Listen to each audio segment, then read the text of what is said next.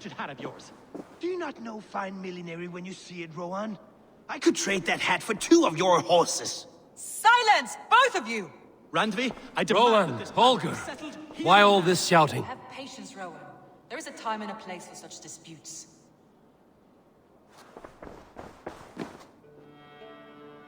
Eivor, thank Tyr. I heard shouting. Is something wrong? Holger robbed me, and I demand he be punished. Raw disappointed word. Does the deer rub the stream when she takes a drink? Does a cow rub a field when he crops on sweet grass? Eivor, this matter requires sensitive judgment. Will you?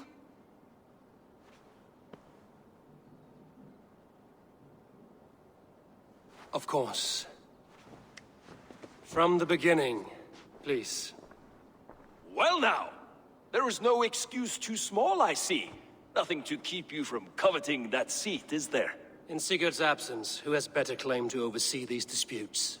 You might leave them to work it out for themselves, but that would mean letting go, would it not?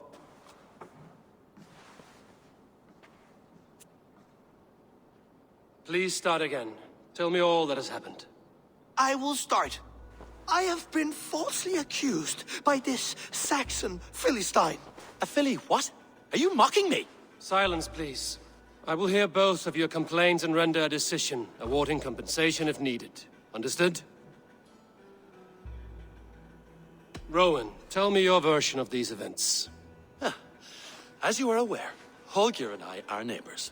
Near enough that I often catch him at my stables, stealing my tools. Borrowing. Holger, let him speak. Stealing, borrowing. My point being, I have always allowed him to use whatever he pleased. I greatly admire your Norse generosity and had hoped to match it. But this morning, Holger stretched the limits of my grace. Entering my stables for their feed, I found my most beautiful, gentle mare stripped of her tail. Bereft, not a strand in sight. I am ashamed to say my natural suspicion drew me to Holger, and how right I was.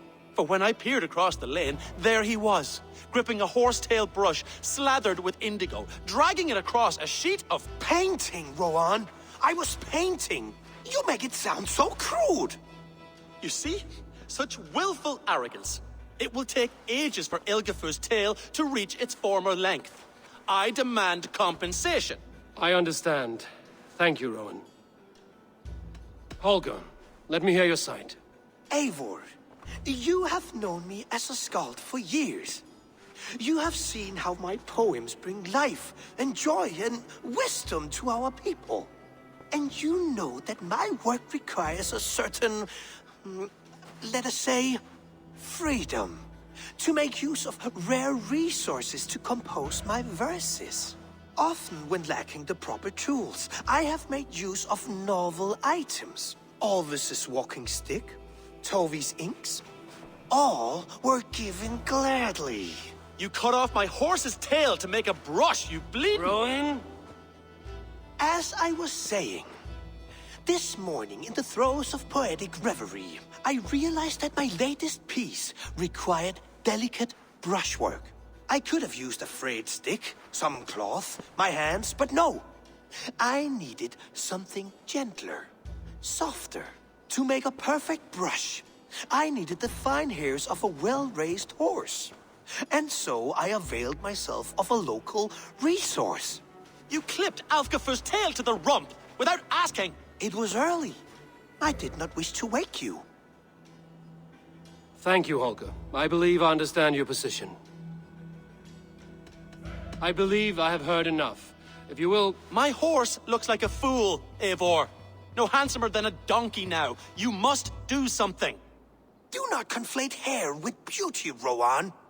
She remains radiant. Elgifur's hair will grow back in no time. Quiet, both of you. Now listen. Holger, Rowan is clearly in the right. You sheared the tail from his horse without gaining permission. I borrowed the tail. Borrowed! Does the reality of regrowth not make this a victimless crime? It is a two-victim crime, Holger. Though they are unharmed, you took without asking, and that will not do. As the horse's value has diminished significantly, You will pay Rowan its market price. But the horse was not for sale. Rowan, admit it.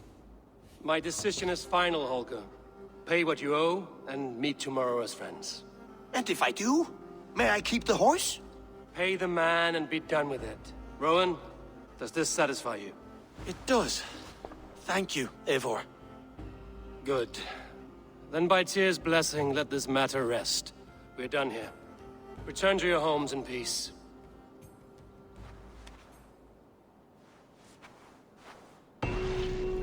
Would you allow me to pay you with a vibrant painting?